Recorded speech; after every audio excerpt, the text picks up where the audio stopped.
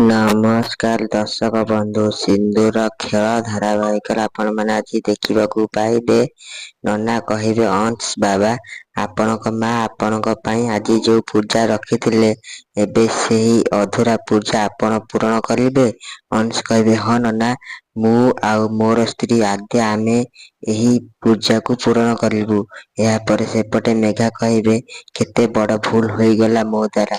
ଆଦ୍ୟା ସବୁବେଳେ ନିଜକୁ ନିର୍ଦ୍ଦୋଷ ବୋଲି କହୁଥିଲା। ସିଏ କିଛି କରିନି ବୋଲି ସବୁବେଳେ ଆମ ଆଗରେ କହିଥିଲା।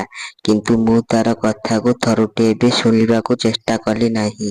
ଗୋଟିଏ ଥର ବି ତା ଆଖିରେ ଲୁଚି ରହିଥିବା ସତ୍ୟକୁ ଜାଣିବାକୁ ଚେଷ୍ଟା କଲି ନାହିଁ। ତାର ହୃଦୟ କ'ଣ କହୁଛି ସେଇଟା ବି ମୁଁ ବୁଝିବାକୁ ଚେଷ୍ଟା କଲି ନାହିଁ। ଗୋଟେ ନିଷ୍ପତ୍ତି, ମୋର ଗୋଟିଏ ଭୁଲ ନିଷ୍ପତ୍ତି ଆମ ସମସ୍ତଙ୍କଠାରୁ ସବୁକିଛି ଛଡ଼େଇ ନେଲା। ମୋ ପୁଅର ଜୀବନ, ମୋ ବୋଉର ସୁଖ, ଆଉ ସେଇ ନିରୀହ ପିଲା ଦୁଇଜଣଙ୍କ ପିଲାଦିନର ସବୁକିଛି ବରବାଦ ହୋଇଗଲା।